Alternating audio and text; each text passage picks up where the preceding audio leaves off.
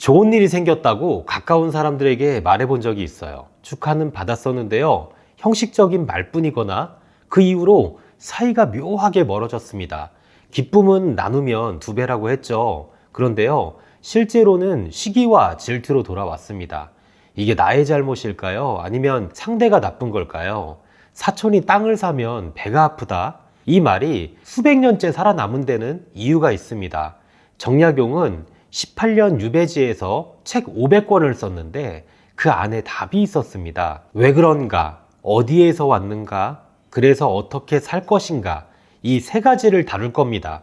시기와 질투를 도덕의 문제로 보면요, 답이 안 나옵니다. 선악이 아니라 작동 방식의 문제예요. 정약용도 이걸 좌악으로 보지 않았거든요. 인간의 본성으로 봤습니다. 사람은 자신을 평가할 때 절대 기준으로 보지 않아요. 옆 사람을 봅니다. 내 연봉이 올라도요, 옆에 동료가 더 많이 올랐다면 기쁘지 않거든요. 심리학에서 이걸 사회 비교라고 합니다. 내가 어떤 위치에 있느냐, 늘 옆을 보면서 계산을 하는 거죠. 오랜 친구가 좋은 차를 샀다는 연락이 왔습니다. 기쁘다고 답했어요. 그런데 전화를 끊고 나서 이상하게 마음 한켠이 불편합니다. 이게 이상한 게 아니에요. 가까울수록 그 감정은 더 선명하게 올라오거든요. 독일에는 이걸 표현하는 단어가 따로 있습니다. 샤덴프로이데. 남이 잘 안 됐을 때 느끼는 묘한 안도감입니다. 못난 감정이 아니에요. 인간이라면 어디서든 나타나는 보편적인 감정이거든요. 세계 최고의 부자 뉴스를 봐도 배가 아프지 않습니다. 그런데요, 옆에 동네에 있는 친구가 집을 한 채 샀다는 말에는요, 등골이 서늘해져요. 비교는 나와 비슷한 위치에 있는 사람에게서 가장 강해집니다.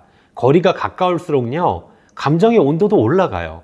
함께 야근하던 동료가 먼저 승진을 합니다. 진심으로 축하는 했는데요, 그 이후로 관계가 묘하게 달라졌어요. 대화가 짧아지고요, 눈빛이 다릅니다. 내 성격 문제도 상대 문제도 아니에요. 그냥 그렇게 작동을 하는 겁니다. 문제는 이 감정이 있느냐 없느냐가 아닙니다. 그걸 어떻게 다루느냐예요. 그게 남은 이야기예요. 왜 인간은 타인의 성공에 불편함을 느끼게끔 설계되었을까요? 단순한 심보의 문제가 아닙니다.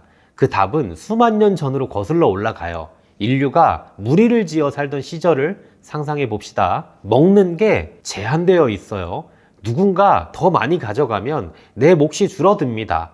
옆 사람의 성공은 곧 나의 생존 위협이거든요. 그 시절이 수만 년 전입니다.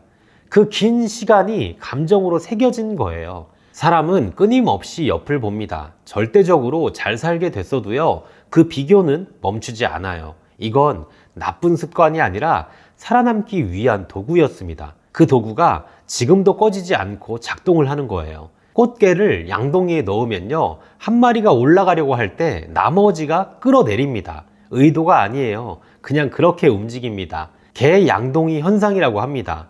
인간 집단도 다르지 않습니다. 혼자만 올라가려 하면요, 주변이 끌어내리는 방향으로 움직여요. 집단 생존 본능이거든요. 연봉이 올라도요, 주변 사람이 더 많이 오르면 오히려 불편해집니다.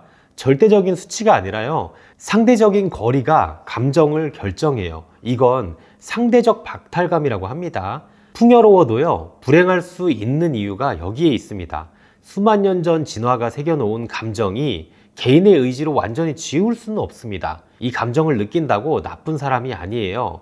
생존 알고리즘이 작동을 한 겁니다. 다만 그것에 끌려다니는 것과 이해를 하고 다루는 것은 전혀 다른 이야기거든요. 이 진실을 가장 먼저 깨달은 사람들이 있습니다. 동양에도 서양에도 있었어요. 시대가 달랐고 언어가 달랐지만 같은 곳을 보고 있었습니다. 정조의 총애를 받던 정약용은 당대 최고의 인재였어요. 그런데 정조가 세상을 떠나자 상황이 바뀌었죠. 그의 탁월함이 위협이 됐습니다. 정적의 시기가 시작됐고요, 18년 유배로 이어집니다. 그러나 정약용은요, 그 시간을 낭비하지 않았어요. 유배지 강진에서 묵묵히 써내려갔습니다. 목민심서, 경세유표, 지금도 읽히는 책들이 그 시절에 나왔어요. 시기했던 자들의 이름은 아무도 기억하지 않습니다. 중국 고전에 이런 말이 있죠. 숲에서 나무가 혼자서 높이 자라면 바람이 먼저 꺾는다고요. 가장 탁월한 자가 가장 강한 시기를 받는다는 거죠. 빛날수록 더 많은 바람이 분다라는 건 지금 시대에도 똑같이 작동을 합니다. 드러남 자체가 때로는 위험이 돼요. 아테네 최고의 지성으로 불리던 소크라테스 아시죠? 그는 사람들에게 끊임없이 질문을 던졌습니다. 그 질문이 사람들의 무지를 드러냈을 때 사람들은 감사하지 않았어요. 오히려 그를 위협으로 봤습니다. 결국 사형 선고가 내려졌죠. 제목은 젊은이들을 타락시킨다는 것이었지만 실제 이유는 딱 하나였습니다. 너무 탁월했다라는 거. 소크라테스는 옳았습니다. 그러나 살아남지는 못했어요. 옳다는 것과 살아남는다는 것은 전혀 다른 전략이거든요. 실력만으로는 부족합니다. 어떻게 드러낼 것인지 혹은 드러내지 않을 것인지 선택할 줄 아는 것, 그게 진짜 기술이에요. 성경에는 인류 최초의 살인 이야기가 나옵니다. 카인과 아벨, 첫 번째 살인 동기가 시기였어요. 인간이 처음 글을 쓰기 시작한 순간부터 이 감정은 이미 기록되어 있었습니다. 동양도 서양도 마찬가지예요. 대륙이 달랐고 언어는 달랐지만 인간의 본성은 하나였거든요. 역사가 증명한 것을 이제 오늘 삶으로 가져올 차례입니다. 처신의 기술 딱 세 가지예요. 자, 첫 번째, 도광양회, 빛을 감추고 실력을 기른다는 뜻입니다. 정약용이 유배지에서 택한 방식이기도 해요. 드러내지 않는 것이 약한 게 아닙니다. 전략이에요. 성공은 말하는 순간 표적이 됩니다. 좋은 일이 생겼을 때요, 가장 먼저 해야 할 것은 말하고 싶은 이 충동을 잠시 멈추는 것이거든요. 모든 성취를 숨기라는 게 아닙니다. 누구에게 어떤 타이밍에 어느 정도를 나눌지를 선택을 하는 거예요. 나눠서 기쁨이 배가 된 경험보다는요, 나눴다가 관계가 달라진 경험이 더 많다면 그게 이미 답을 알려주고 있는 겁니다. 모임에서 좋은 소식을 모두에게 동시에 알리는 것과 한 사람에게 조용히 전하는 것은 전혀 다른 결과를 만듭니다.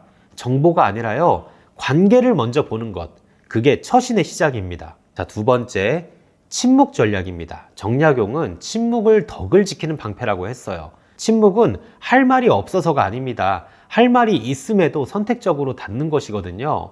말 줄이기와는 다릅니다. 말 줄이기는 소극적인 거지만요, 침묵 전략은 능동적인 선택이거든요. 직장에서 가장 입방아에 오르는 사람은 말이 가장 많은 사람입니다.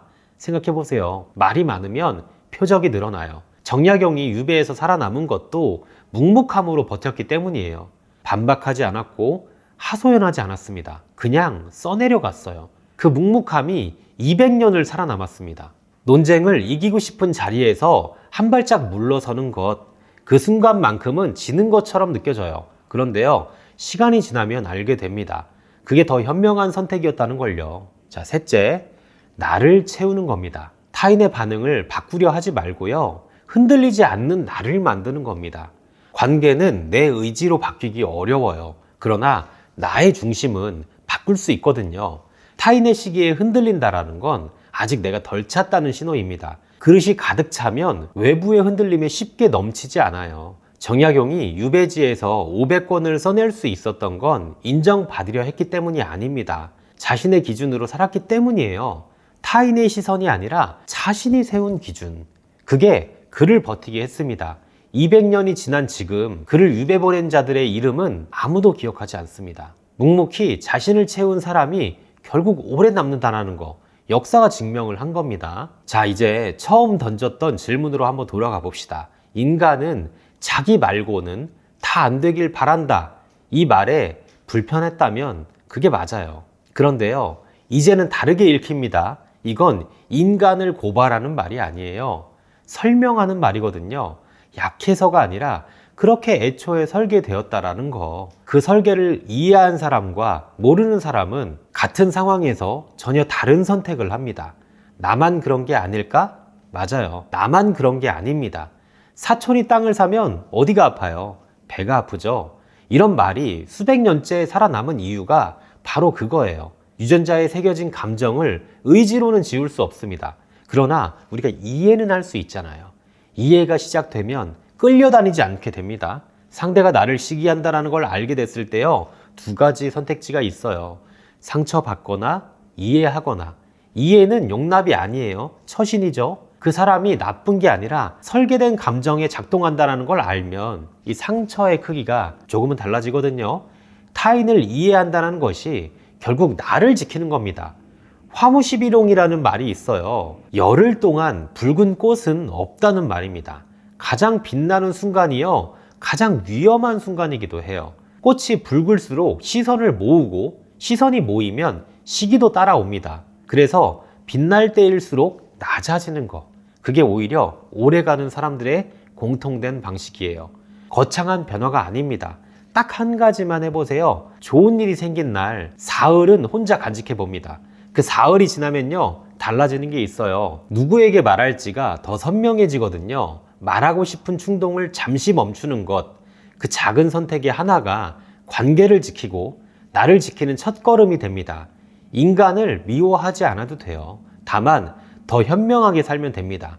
본성을 이해하면 관계가 덜 아프고요, 덜 아프면 더 오래 갈 수 있잖아요. 오늘 가장 먼저 떠오르는 그 좋은 소식 하나, 사흘만 혼자 간직해 보는 겁니다. 거기서부터가 바로 시작입니다. 저도 5년 전에는 평범한 직장인이었습니다. 현재에 만족하면서 더 바라지 않고 살았죠. 하지만 지금은 수십 명의 직원을 거느리고 회사를 운영하는 대표입니다. 어떻게 그 자리까지 올라갔냐고요? 자본이 없이도 할 수 있는 유튜브라는 걸 실행했고요. 연에 50억이라는 매출 이상을 만들어냈습니다. 제가 여러분들의 성공을 돕는 시발점이 되어드리겠습니다. 나를 하루 잡아서요, 실시간 방송으로 여러분들과 만나고 유튜브를 통해서 돈을 버는 방법들을 알려드릴게요. 재능 같은 거 필요 없습니다. 돈도 필요 없어요. 무료로 해드릴 겁니다. 댓글에 제가 신청서를 남겨둘 테니까요, 그 링크를 눌러서 신청하시고 댓글에다가도 신청합니다 라고 적어주세요. 오늘만큼은 꼭 실행하시고 성공하는 미래로 함께 나아가는 여러분들이 되시길 응원합니다.